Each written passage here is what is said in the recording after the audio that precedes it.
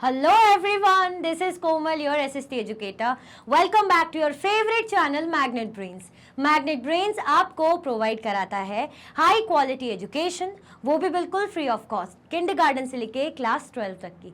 CBSE board के courses के साथ साथ आपको अदर स्टेट बोर्ड के भी कोर्सेज अवेलेबल है इन हिंदी मीडियम, जैसे कि UP board, Bihar board, Delhi board के कोर्सेज प्रॉपर सिस्टमैटिक वे में। कोई दिक्कत परेशानी आपको नहीं होगी। डेली प्रैक्टिस सेट्स के क्वेश्चंस भी मिलेंगे, प्रैक्टिस भी करते जाइएगा। ई बुक्स और ई नोट्स की लिंक आपको डिस्क्रिप्शन बॉक्स में अवेलेबल है, तो भटकने की बात नहीं बनती है। आज का हमारा टॉपिक पीछे आपको दिख रहा है, वो है फैमिली।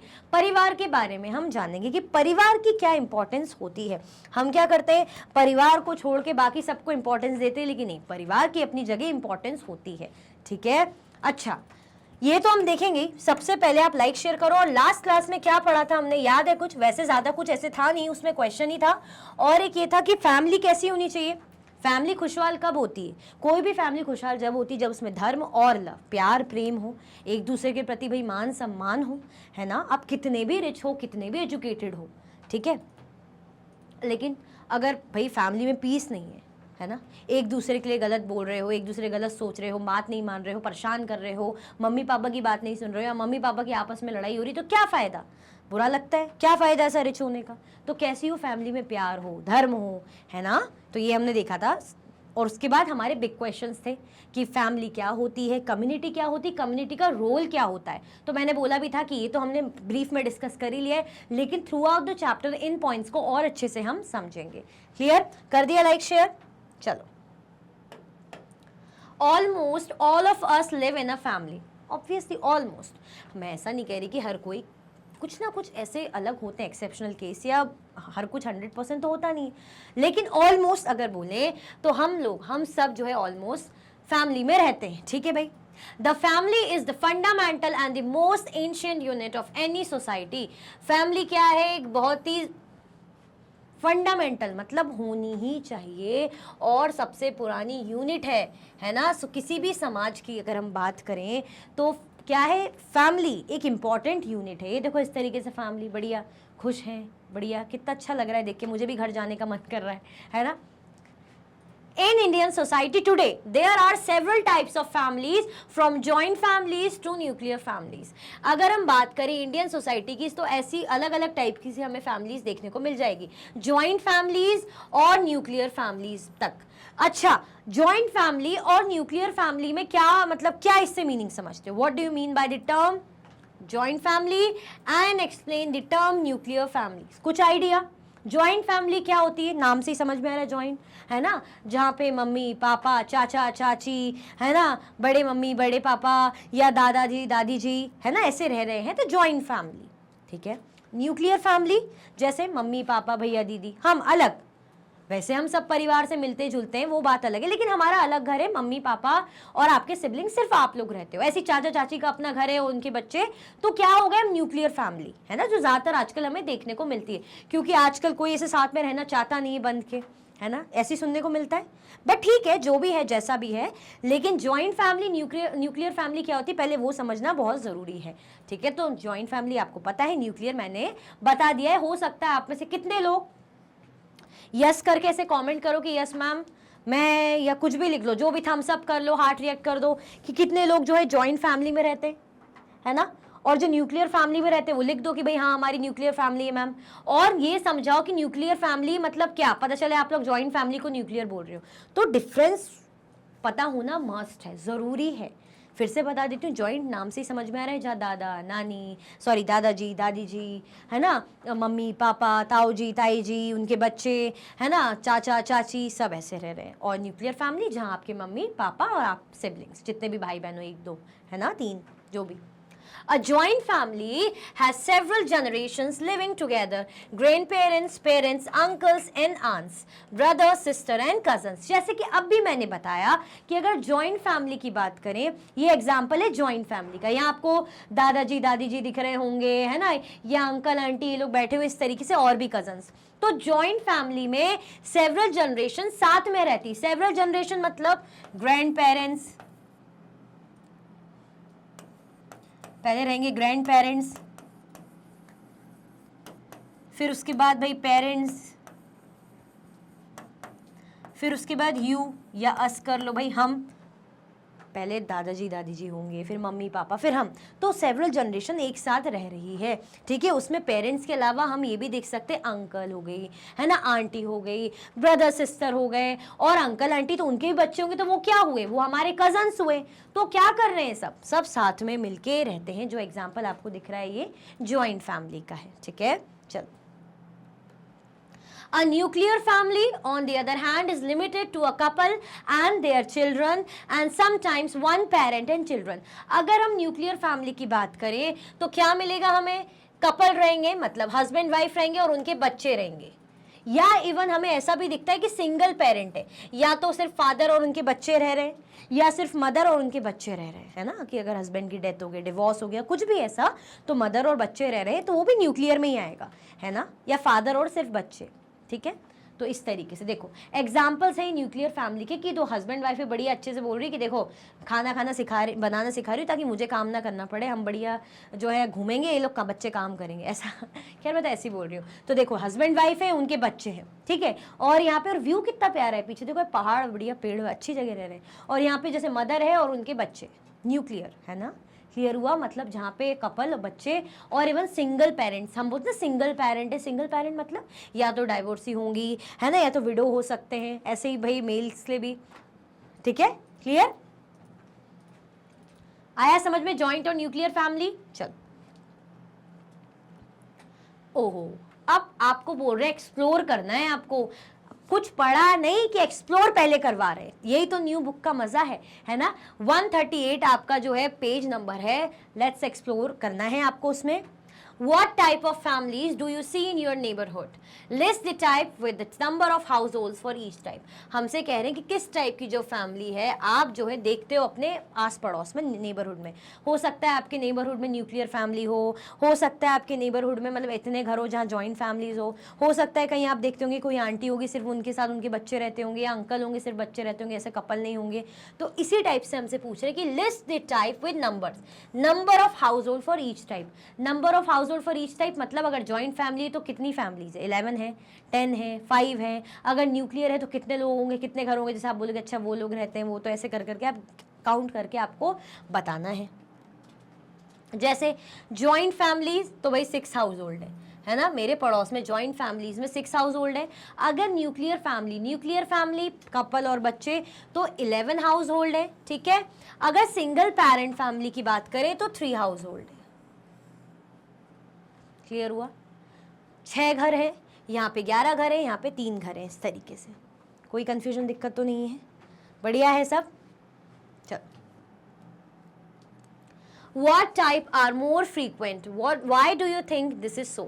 इनमें से कौन सा जो टाइप है वो ज़्यादा फ्रीक्वेंट आपको देखने को मिलता है, मतलब इनमें से कौन सा टाइप है जो ज़्यादा आप देखते हो, चाहे जॉइंट फैमिली हो, न्यूक्लियर हो या सिंगल पेरेंट। मतलब आप जैसे देखते हो आसपास तो आपको जॉइंट फैमिली ज़्यादा दिखती है कि अच्छे बड़े परिवार वाले जो लोग हैं, बड़े परिवार मतलब जनरेशन्स वाले, दादा है, परदादा है, मतलब दादा है, पेरेंट्स है, कजन्स हैं, चाचा चाची हैं, अंकल आंटी जो भी है ना, या आपको सिर्फ सिंगल पेरेंट दिखेंगे, या आपको सिर्फ ज़्यादा करके जो है कपल और उनके बच्चे दिखेंगे। तो वही आपको बताना है कि क्या आप ज़्यादातर देखते हो। तो ज़्यादातर हमको क्या देखने को मिलती है, न्यूक्लियर फैमिलीज। सही बात है, न्यूक्लियर फैमिलीज हमें ज़्यादातर देखने को मिलती है। Nuclear families are more frequent. This is likely due to modern living conditions where people often move to cities for work leading to smaller family units. अब ऐसा क्यों है, हमसे ये पूछा है कि आपको फ्रीक्वेंटली ज़्यादा करके कौन सी फैमिलीज देखने को मिलती है, बट साथ में आपको ये भी आंसर करना है कि इसके पीछे का रीज़न क्या है, इसके पीछे का कारण क्या है। तो कारण क्या है, रीज़न क्या है कि ऐसा इसलिए क्योंकि मॉडर्न लिविंग कंडीशन। अब लोग क्या करते हैं भाई, जॉब की तलाश में दूसरे शहर चले जाते हैं। जैसे कोई लड़का है, आप देखोगे उसकी फैमिली में वो अपने पापा मम्मी के साथ रह रहा है ना, अगर वो वहीं रहता तो बात अलग थी। अब उसको क्या करना पड़ रहा है, अब वो जैसे family, joint family for example, अब वो लड़का है बाहर जा रहा है, उसकी शादी हो गई, बाहर जॉब करने जा रहा है दूसरी जगह, तो उसकी वाइफ वहीं रहेगी, उसके बच्चे उसके साथ, तो वो क्या बन गया, उसकी एक न्यूक्लियर फैमिली बन गई। ऐसा क्यों भाई, जॉब्स वगैरह की तलाश में, काम की तलाश में, है ना, जिसके कारण स्मॉलर फैमिली यूनिट्स होती है। Additionally urban lifestyles and housing constraints make it more practical for smaller families to live independently. Even urban, अगर हम लाइफस्टाइल की बात करें, शहरी, तो आजकल ये बन भी गया है ऐसा कि भाई हाँ अलग रहना है आराम से, हमारा अपना घर हो, हम अपने अकॉर्डिंग भाई कंफर्टेबली आराम से इंडिपेंडेंटली रहे, किसी पे मतलब डिपेंड ना होना पड़े कि किसी का घर है और हम उसके यहाँ रह रहे हैं, तो बेटर है हम छोटा सा ही सही जैसा भी हम इंडिपेंडेंट रहे अपने घर में। तो इसलिए ज़्यादा करके न्यूक्लियर फैमिलीज देखने को क्या है, देखने को हमें मिलती है। क्लियर हुआ, कोई कंफ्यूजन तो नहीं है? चलो, as a class activity compare with your classmates findings and discuss. आप एज अ क्लास एक्टिविटी की तरह से लीजिए, कंपेयर कीजिए अपने क्लासमेट से, ठीक है, फाइंडिंग्स एंड डिस्कस, जो भी फाइंडिंग्स आपकी हुई है उसको अपने क्लासमेट से कंपेयर कीजिए, और क्या करना है, साथ में आपको डिस्कस भी करना है। चलो, रीना's फाइंडिंग्स, रीना ने क्या फाइंड करा है, जॉइंट फैमिली। रीना ने कहा है भाई रीना के अकॉर्डिंग है joint family 3 house hold, nuclear family 15 house hold, और सिंगल पेरेंट है 2 हाउस होल्ड। ठीक है, जो पहले का जो हिसाब किताब था वो अलग था, मतलब जिसका पहले हमने पढ़ा था, जो मैंने अपने अकॉर्डिंग दिया था इस तरीके से। तो इसमें क्या था, इसमें क्या कह रहे हैं, 6 11 3 है ना, यहाँ पे 6 11 3 और यहाँ पे क्या है 3 15 2 है ना। तो इनका जो अपना इनकी फाइंडिंग्स है, क्यों, क्योंकि रीना के पड़ोस में अलग टाइप का कुछ होगा, है ना, आपके पड़ोस में अलग होगा। जरूरी थोड़ी कि अगर आपके पड़ोस में नेबरहुड में 11 न्यूक्लियर फैमिलीज है तो आपके फ्रेंड क्या भी 11 ही होगी, हो सकता है उसके 9 हो सकता है उसके 20 हो। तो रीना के अकॉर्डिंग रीना ने क्या ढूंढा भाई, उसके नेबरहुड में 3 हाउस होल्ड है जॉइंट फैमिलीज के, है ना, 15 हाउस होल्ड है न्यूक्लियर फैमिलीज के, और सिंगल पेरेंट फैमिलीज के 2 हाउस होल्ड। डिस्कशन पॉइंट्स, इसमें डिस्कस की हम क्या बात करेंगे, observation. Reena has a higher number of nuclear families similar to the initial observation, there are fewer families and single parent household. हमें क्या कह रहे हैं, Reena has a higher number of nuclear families. Reena के पास हमें जो देखने को मिलती, पड़ोस में, रीना के पड़ोस में higher number of nuclear families है, मतलब ऐसे बहुत से लोग रहते हैं जो हस्बैंड वाइफ और बच्चे। Similar to the initial observation there are fewer joint families and single parent household. यहाँ पे ये देखने को मिल रहा है कि बहुत ही कम जो जॉइंट फैमिलीज है और बहुत ही कम सिंगल पेरेंट जो है हाउस होल्ड है। ठीक है, ये ऑब्जर्व किया गया। Reasons, this may be due to the urban setting where Reena lives, emphasizing the practicality and convenience of nuclear families. The lesser number of joint families could be attributed to space constraints and the need for individual privacy. अब यहाँ पे बोल रहे हैं कि ऐसा इसलिए हो सकता है क्योंकि रीना के पास, हमने देखी ना, रीना के पड़ोस में 15 न्यूक्लियर फैमिली है, इतनी सारी क्यों, रीज़न क्या हो सकता है, Reena lives emphasizing the practicality and convenience of nuclear families. Reena कहाँ रहती, कहाँ की बात कर रहे हैं, जहाँ पे भाई न्यूक्लियर फैमिलीज हैं, उनको जहाँ कन्वीनियंट रखता हुआ जैसा रहना, मतलब सिंगल, मतलब ऐसे इंडिपेंडेंट रहना, तो इसीलिए ऐसा होगा। The lesser number of joint family, lesser number of joint family क्यों हो सकती है, joint families could be attributed to space constraints and the need for individual privacy. अब जॉइंट फैमिली ऐसा इसलिए भाई क्योंकि होता है ना कि बड़ा सा घर चाहिए रहता है, बड़ी जगह, ज़्यादा जगह चाहिए रहती है, साथ में क्या है इंडिविजुअल प्राइवेसी की बात, इसमें इतना जॉइंट फैमिली में तो इतना हो नहीं पाता, लेकिन इसमें अगर हम बात करें न्यूक्लियर फैमिली में तो इसमें तो प्राइवेसी या इंडिपेंडेंस की बात होती है, इंडिपेंडेंट रहने की बात होती है। क्लियर, डिस्कशन क्या हो रहा है, it is noted that nuclear families are predominant in urban areas due to job relocations and the pursuit of better educational opportunities for children. ये नोट किया गया है, ये ध्यान दिया गया है कि जो न्यूक्लियर फैमिलीज है are predominant in urban areas, जो न्यूक्लियर फैमिलीज हैं वो क्या है, बहुत ज़्यादा डोमिनेटेड है अर्बन एरियाज़, मतलब अर्बन एरियाज़ में, शहरी एरियाज़ में हमें न्यूक्लियर फैमिलीज़ बहुत देखने को मिलती है ड्यू टू जॉब रिलोकेशंस। क्यों, क्योंकि लोग क्या करते हैं भाई, एक जगह से दूसरी जगह रिलोकेट होते हैं। अब अपने इतने बड़े परिवार को लेके जाएंगे नहीं कि पापा मम्मी को लेके जा रहे, पापा मम्मी भी यही बोलेंगे ना ठीक है जहाँ तुम हो वहीं अपनी फैमिली वालों को लेके चले आओ। तो इसी कारण से न्यूक्लियर फैमिलीज़ देखने को मिलती है, जैसे किस लिए, साथ में better education opportunities for children as well. इसीलिए क्या होता है, क्या हम बोल रहे हैं, न्यूक्लियर फैमिलीज़ होती है, वो भी स्पेशली अर्बन एरियाज़ में देखने को मिलती है। ठीक है, चलो मयंक्स फाइंडिंग, अब मयंक की फाइंडिंग क्या है भाई, मयंक ने फाइंड करा है कि उसके पास में जॉइंट फैमिली 8 हाउस होल्ड है, न्यूक्लियर फैमिली 7 है, सिंगल फैमिली 1 है, यानी मयंक इसमें हमें देखने को मिल रहा है कि जॉइंट फैमिली काफ़ी सारी है। Observation, Mayank has more joint families, ये देखा गया कि मयंक के नेबरहुड में ज़्यादा जॉइंट फैमिलीज है as compare to nuclear families, indicating a different family structure trend in their neighbourhood. मतलब इसको देख के समझ में आ रहा है कि मयंक के यहाँ जो फैमिली स्ट्रक्चर का जो ट्रेंड है ना, कि भाई जॉइंट फैमिली ज़्यादा देखने को मिल रही है। क्यों? ज़्यादातर हमें न्यूक्लियर फैमिलीज मिलती है इन जनरल भी, लेकिन यहाँ मयंक के एरिया में नेबरहुड में 8 जो है जॉइंट फैमिलीज है।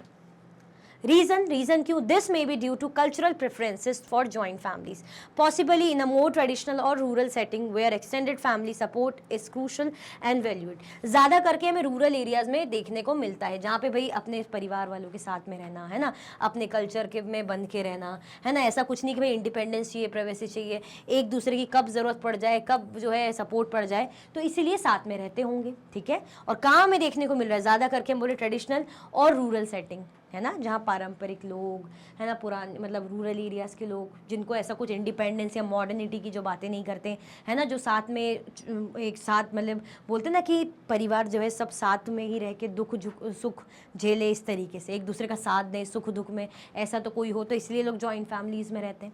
ठीक है, चलो discussion. The class can discuss how joint families provide a support system that is beneficial for shared responsibilities and emotional support.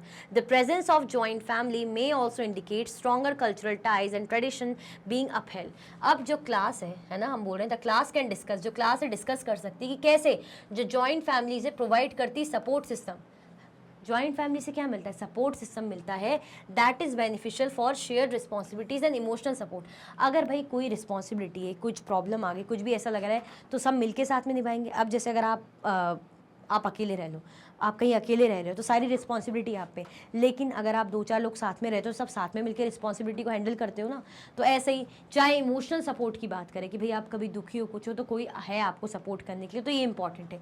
The presence of joint family may also indicate stronger cultural ties and traditional being upheld. अब अगर joint families देखने को मिलती है तो क्या indicate करती है कि स्ट्रॉगर कल्चरल टाइज है ना, जो सांस्कृतिक जो जुड़े हुए हैं, जिससे अपनी परंपराओं संस्कृति से जुड़े हुए हैं।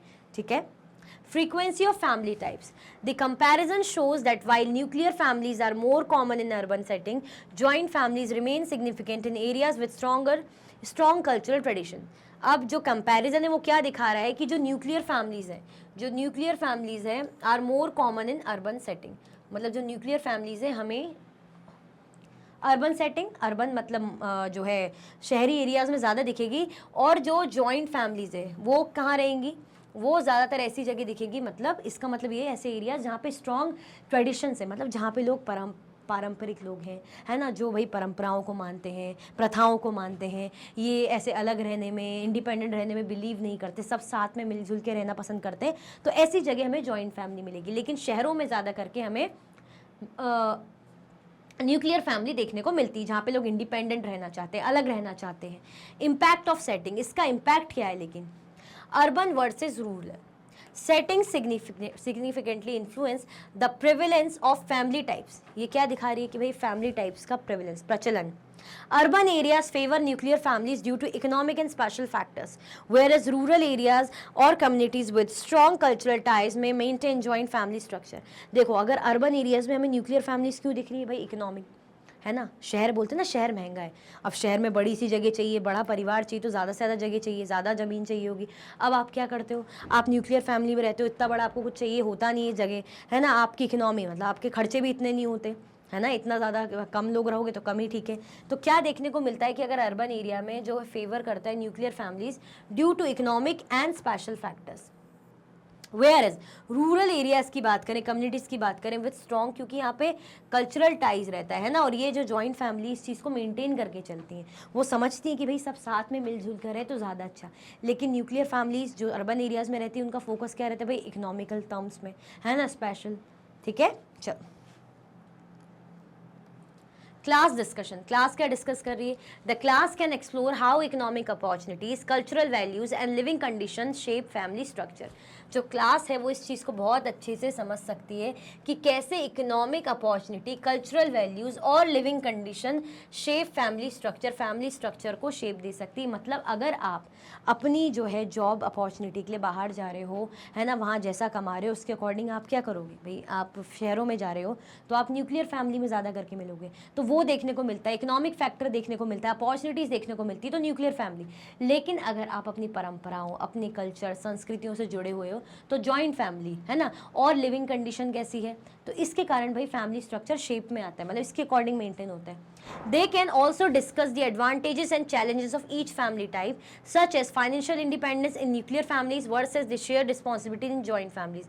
हाँ, जो स्टूडेंट्स है वो साथ में ये भी डिस्कस कर सकते हैं, समझ सकते हैं, है ना, कि जो एडवांटेज है और जो चैलेंजेस है दोनों ही फैमिली टाइप में, चाहे हम फाइनेंशियल इंडिपेंडेंस की बात करें, न्यूक्लियर फैमिली मतलब जो भी अगर कुछ भी आपदा आ रही, कुछ भी भाई प्रॉब्लम हो रही है, खर्चा हो रहा है, जो भी हो रहा है, तो न्यूक्लियर फैमिली में जो अकेला है ना, हस्बैंड वाइफ, तो वो ही मैनेज करेंगे। लेकिन अगर जॉइंट फैमिली में होते तो सब साथ में मिलके कुछ करते, है ना, सब साथ में मिलके जो है उस चीज़ को, उसके लिए काम करते, ठीक है। Versus the shared responsibilities in joint family, और जॉइंट फैमिली में रिस्पॉन्सिबिलिटी कैसी रहती, बटी हुई रहती, तुम ये करोगी, तुम्हारा ये, तुम ऐसा करोगी। और न्यूक्लियर फैमिली में सब कुछ आप ही को करना है, फ़ायदा भी पूरा आपको होगा, खर्चा भी पूरा आपको ही देखना है। लेकिन यहाँ पे जॉइंट फैमिली में हर चीज़ जो है शेयर्ड रहेगी, बटी हुई रहेगी। Through this activity, students gain insight into the diversity of family structure and the factors influencing them. इस एक्टिविटी के थ्रू स्टूडेंट्स को क्या समझ में आया कि फैमिली की डाइवर्सिटी, फैमिली का स्ट्रक्चर और कैसे जो अलग अलग फैक्टर्स हैं फैमिली के स्ट्रक्चर को इन्फ्लुएंस करते हैं। अगर हम बात करें न्यूक्लियर फैमिली की तो उनका रीज़न क्या है, अपॉर्चुनिटी, एजुकेशन हो सकता है, एजुकेशन तो से ज़्यादा हम बात करेंगे प्रोफेशन की, है ना, जॉब अपॉर्चुनिटीज़। क्या करते हैं, दूसरी जगह माइग्रेट होते हैं, जाते हैं, तो वहाँ पे तो पूरी फैमिली हो नहीं सकती, तो वहाँ अपनी अलग ही फैमिली अपना लेते हैं। सारी फाइनेंशियल जो भी दिक्कतें हैं, आप प्रॉफिट है वो अकेले वही झेलते हैं, है ना, कुछ भी इमोशनल सपोर्ट जो भी वो उतना उन्हीं तक रहता है। लेकिन अगर हम बात करें जो जॉइंट फैमिलीज़ की, तो वो कैसी होती हैं, वो कल्चरल, अपने कल्चर, अपने परंपराओं से जुड़ी हुई होती है। वो ये चाहती कि सुख दुख सब मिलकर बांटें, खर्चा जो हो सब मिलकर करें, है ना, फ़ायदा सबको मिलकर मिले, सबकी अपनी अपनी शेयर्ड रिस्पॉन्सिबिलिटी हो। तो यही फैक्टर्स हमें देखने को मिलते हैं। तो स्टूडेंट्स को ही समझ में आया होगा कि जॉइंट फैमिली ज़्यादा करके कल्चरल और रूरल प्लेसेस पे हमें देखने को मिलती है, और जो अर्बन एरियाज़ में ज़्यादा करके हमें न्यूक्लियर फैमिलीज़ देखने को मिलती है, जो जॉब अपॉर्चुनिटीज़ वगैरह जो इकोनॉमी पर्पस से चलती हैं। The discussion fostered an understanding of how different settings and values contribute to the variety of family dynamics seen in their communities. अब हमें ये जो डिस्कशन है वो क्या बता रहा है, वो हमें बता रहा है जिससे हम समझ सकते हैं कि कैसे ये जो अलग अलग टाइप की जो डिफरेंट सेटिंग है, स्ट्रक्चर्स है फैमिली के, है ना, variety of family dynamics seen in their communities, जो हमें कम्युनिटीज़ में देखने को मिलते हैं। क्लियर हुआ कि नहीं हुआ? मतलब ये जो फैमिली स्ट्रक्चर है, चाहे न्यूक्लियर चाहे जॉइंट, इनमें कैसे अदर फैक्टर्स इन्फ्लुएंस डालते हैं, इसी के कारण ये होता है। ठीक है, चलो। In English, there are not many terms to describe family relationships. We saw some of them in first paragraph. अगर हम बात करें इंग्लिश में तो ऐसा कुछ नहीं है कि हम जो बहुत से ऐसे टर्म्स मिलेंगे कि हम डिस्क्राइब करेंगे कि फैमिली रिलेशनशिप्स क्या होते हैं। We saw some of them in the first paragraph, जिनको हमने फर्स्ट पैराग्राफ में देखा था। In Indian languages have many more terms. लेकिन हम बात करें इंडियन लैंग्वेजेस में तो बहुत से टर्म मिलेंगे। अगर हिंदी में हम बोले इस बुआ, ताऊ, ताई, चाचा, मौसी, नाना, नानी and many more. Some languages such as Tamil also have different terms for elder brother, sister और younger brother, sister. मतलब हमें बोल रहे हैं जो फैमिली रिलेशनशिप्स हैं कि हम बोले ना चाचा है, नाना है, नानी है, तो इंग्लिश में हमें ऐसे टर्म नहीं मिलेंगे। हम मौसी को भी आंट बोलेंगे, हम जो है अपनी चाची को भी आंट बोलेंगे अगर हम इंग्लिश में बात करें। लेकिन अगर हम हिंदी में बात करें तो हम जो पापा के छोटे भाई उनको चाचा बोलेंगे, पापा के बड़े भाई उनको ताऊ जी या बड़े पापा बोलते हैं, पापा की बहन को बुआ बोलते हैं, है ना, मम्मी की बहन को मौसी बोलते हैं। लेकिन इंग्लिश में हम उनको क्या बोलेंगे, मम्मी की बहन को भी आंट बोलेंगे, पापा की बहन को भी आंट बोलेंगे, है ना। तो वही रिलेशनशिप की बात हो रही कि फैमिली रिलेशनशिप जो हमारे रिलेटिव्स होते हैं। तो ऐसी तमिल में भी चाहे ब्रदर हो, सिस्टर हो, यंगर ब्रदर, इनको भी अलग अलग इनके लिए टर्म्स यूज़ किए जाते हैं। Clear? But what is the word for cousin in an Indian language? अगर हम बात करें कि टर्म है भाई कज़न, तो इंडियन लैंग्वेज में हम कज़न के लिए कौन सा टर्म यूज़ करेंगे, कौन सा टर्म यूज़ करेंगे? In most Indian languages you will find that there is no such word. लेकिन बहुत सी इंडियन लैंग्वेजेस में आपको ये देखने को मिलेगा कि ऐसा कोई वर्ड नहीं होता, पर्टिकुलर ऐसा कोई वर्ड नहीं होता। That is because cousins are only brothers and sisters. क्यों? क्योंकि भाई जो कजन्स है उनको हम क्या कहते हैं, ब्रदर्स एंड सिस्टर्स, ठीक है। This emphasises the deep bonds among all the children in the family, जिसके कारण क्या क्रिएट होता है भाई, जो बच्चे हैं, जो फैमिली में बच्चे हैं, उनके अंदर क्या है, अच्छा खासा बॉन्ड है ना। ऐसा नहीं बोल रहे कि कज़न है ये भाई बहन, क्या बोल रहे हैं उनको, भाई ये भाई है ये बहन है, ऐसा करके बोल रहे हैं, ठीक है। अगर बोलेंगे कज़न तो ऐसा लगता है थोड़ा सा अलग, लेकिन हम भाई बहन बोलेंगे तो और अच्छा लगता है, एक बॉन्ड क्रिएट होती है, ठीक है। चलो अब भाई ये क्वेश्चन फर्स्ट है आपका पेज 139, लेट्स एक्सप्लोर। बहुत सारे क्वेश्चंस हैं। Make a list of all the members of your family you can think of, including a few distant relatives. List their term in your mother tongue or terms in your mother tongue or regional language and try to find out equivalent in English. Two examples are below for Hindi. जैसे इस तरीके से दिया है, क्या बोला है कि रानी बहन है ना, मदर जो बहन है मतलब mother's, brother's, daughter, cousin, among other possible meaning. Other possible meaning में अगर हम समझे, समीर कौन है, चाचा है, यानी पापा के छोटे भाई, यंगर ब्रदर। इस तरीके से तो यहाँ पे दिया है कि जो रानी है वो बहन है, यानी mother's, brother's, daughter, mother's, brother's, daughter. आपको समझ में आ रहा है, कज़न। और यहाँ पे समीर चाचा यानी fathers younger brother, uncle. Mohan ताऊ यानी फादर्स एल्डर ब्रदर, ठीक है। चलो ये हिंदी में एग्जाम्पल है। अब ये हमें हिंदी में एग्जाम्पल और ऐसे दिए हुए हैं यहाँ पे, ठीक है। रीना मामी है यानी मदर्स ब्रदर्स वाइफ, यानी जो मामी कौन होती है, मम्मी की, है ना, मामी कौन होगी, मम्मी के भाई की वाइफ होती है, उनको मामी बोलते हैं। सुमन बुआ है यानी पापा की सिस्टर हो गई, है ना। तमिल में कैसे बोलेंगे, तमिल एग्जाम्पल राजू, अभी लैंग्वेज है तमिल, हमें लैंग्वेज भी यूज़ करनी है, तो फादर्स एल्डर ब्रदर, उनको अंकल बोल रहे हैं। लीला भाई father's elder brother's wife, aunt है। किशन भाई इस लैंग्वेज में है, फादर्स यंगर ब्रदर, उन्हें अंकल बोल रहे हैं। नेम है ना, इस तरीके से।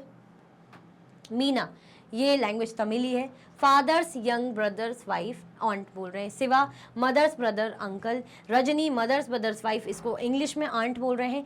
मीनू ये पूरा तमिल में क्या बोल रहे हैं, तमिल में लिखा है फादर सिस्टर आंट। राज ये भी तमिल में फादर सिस्टर्स हस्बैंड अंकल।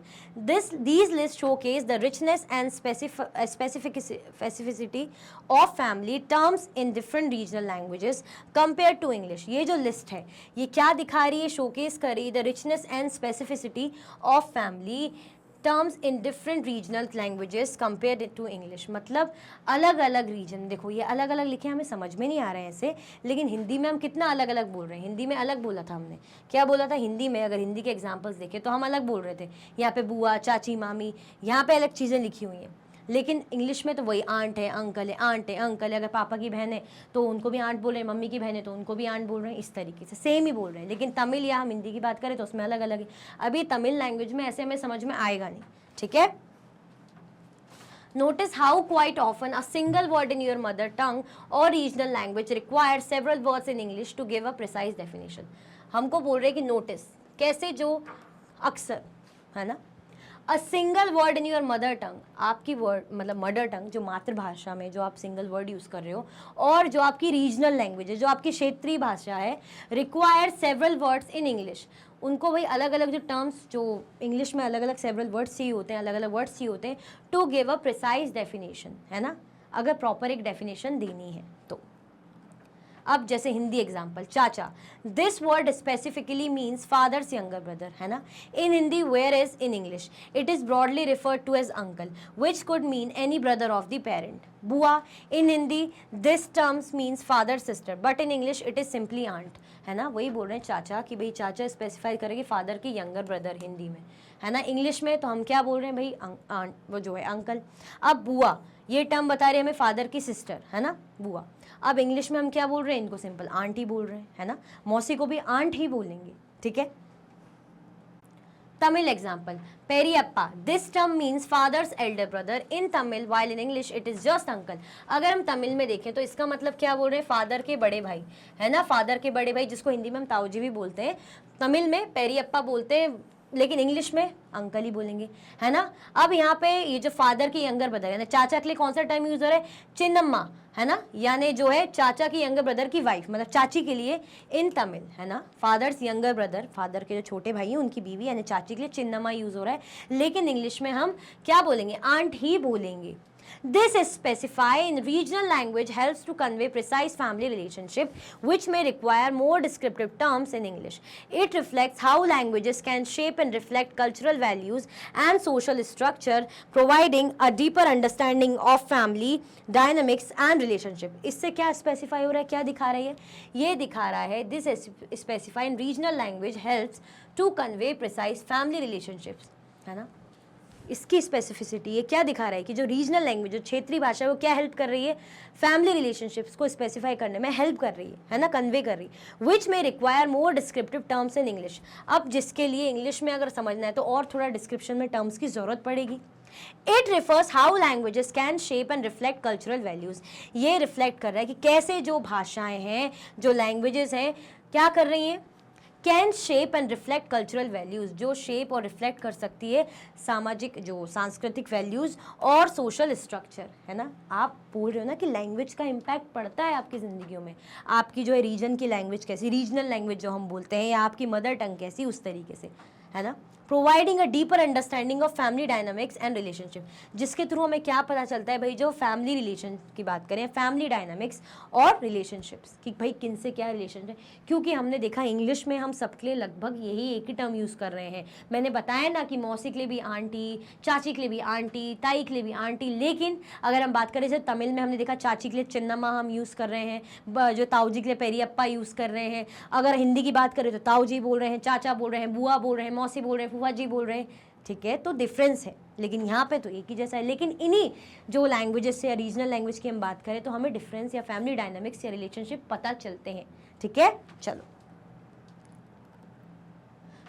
इसी के साथ जो हमारा टॉपिक है फैमिली एंड होता है। आई होप आपको सब कुछ बहुत अच्छे से समझ में आया होगा। तो लाइक, शेयर, सब्सक्राइब करना बिल्कुल भी नहीं भूलें, ठीक है। इसी के साथ ही वीडियो एंड होती है। अगर आप और भी वीडियो के लेक्चर्स देखना चाहते हैं तो आप मैग्नेट ट्रेंड्स के यूट्यूब चैनल, एप्लीकेशन और वेबसाइट पर देख सकते हैं। ई नोट्स और ई बुक्स की लिंक आपको डिस्क्रिप्शन बॉक्स में अवेलेबल है। ये सारे हाई क्वालिटी के कोर्सेज हैं, जैसे कि CBSE board, Delhi board, Bihar board, UP board, MP board, Rajasthan board, वैदिक maths crash course, spoken English courses आपको अच्छी क्वालिटी में और 100% फ्री अवेलेबल है। आप हमें अदर प्लेटफॉर्म पर भी फॉलो कर सकते हैं, फेसबुक, इंस्टाग्राम, एक्स, टेलीग्राम और व्हाट्सएप पे। ज़्यादा से ज़्यादा लाइक कीजिए, ज़्यादा से ज़्यादा शेयर कीजिए और चैनल को सब्सक्राइब करना बिल्कुल भी ना भूलें। अपना ख्याल रखें। Thank you so much for watching.